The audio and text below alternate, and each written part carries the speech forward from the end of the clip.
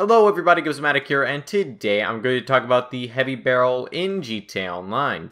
Now this is a new episode in my series called GTA 5 Gun Guide, where we go through all the weapons in GTA Online as well as the attachments, and we talk about the stats, how to acquire them, and just a general review of all the weapons in GTA Online. And in this video, we are going to be taking a look at the heavy barrel, and this was a new attachment that was added in the Gunrunning update. And it can be attached to 5 different weapons in GTA Online. There are 6 Mark II weapons that were added in the Gunrunning DLC, and 5 of them, which is all of them excluding the pistol Mark II, you can put on a heavy barrel on all these weapons. So these are the SMG Mark II, the Combat MG Mark II, the Assault Rifle Mark II, the Carbine Rifle Mark II, and the Heavy Sniper Mark II. And also you will need to have a mobile operations center with the weapon or weapon and vehicle workshop enabled so that you can customize the weapons. And you will also need to have the individual research unlocks for the weapon that you want the heavy barrel on.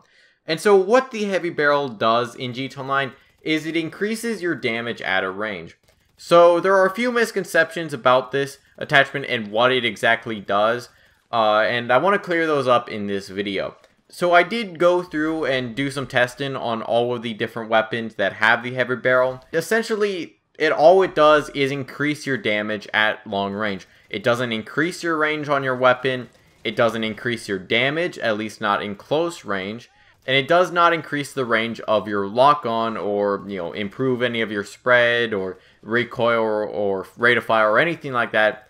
All it does is improve the damage at a range. And I wanted to test out some of these weapons in GTA Online with the heavy barrel and see whether they are actually better or not. And keep in mind that this is done against somebody above level 100. So if you are shooting at somebody with a lower rank, they will have lower health. So if you do the same testing, your results may vary. And also another thing to keep in mind is, as with all this testing, and especially at longer ranges, you are prone to get some inconsistencies, whether it's lag or whether it's just, desync and some bullets not registering, as well as at those longer ranges, some of your shots may not hit, or they may even hit, a limb, which will do less damage. So keep that in mind whenever we are talking about these weapons. However, as for the Assault Rifle Mark II, up close, it'll take 9 shots to kill an enemy. However, if you do not have the heavy barrel and you shoot at somebody at the max range, which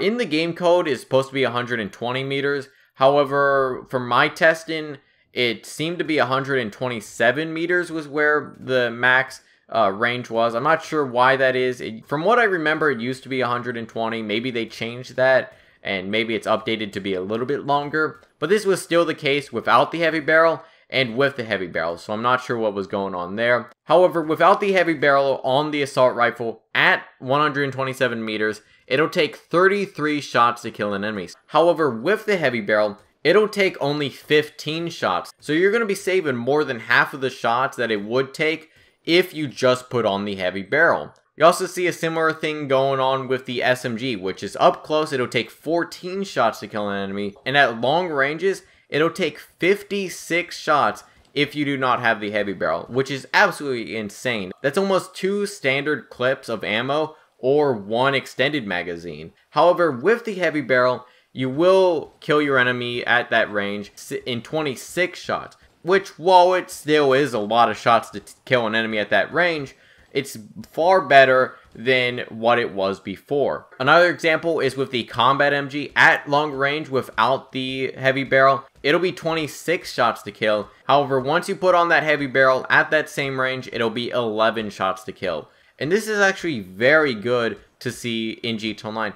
And in my opinion, it's actually one of the best attachments that you can put on your Mark II weapons. And sure, there are some good attachments for some of these weapons. Whether it's the different ammo types, some of those are absolutely amazing. And while those do give you just base damage buffs with some of them, the problem with them is that some of them are very situational.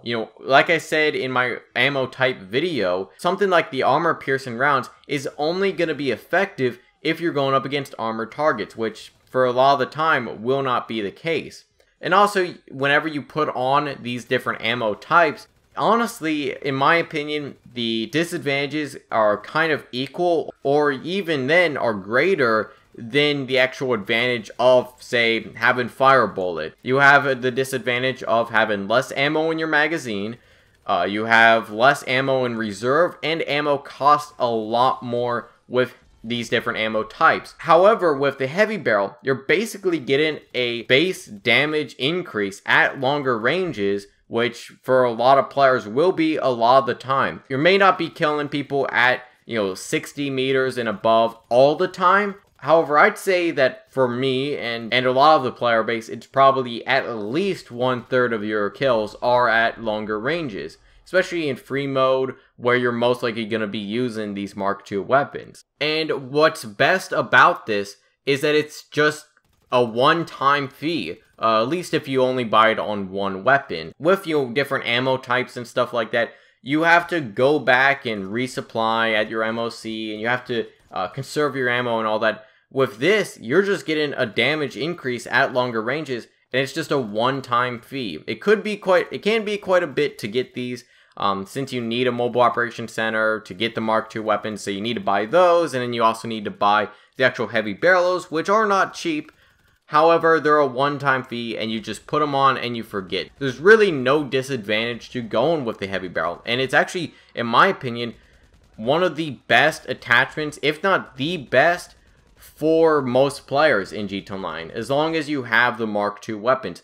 Definitely do not skip out on the heavy barrels, and even if you just, equip one right now, go into GTA Online and take out some enemies, you'll notice a huge difference, especially with weapons that have lower damage at longer ranges, something like the SMG. You're going to notice a massive increase in your performance at longer ranges.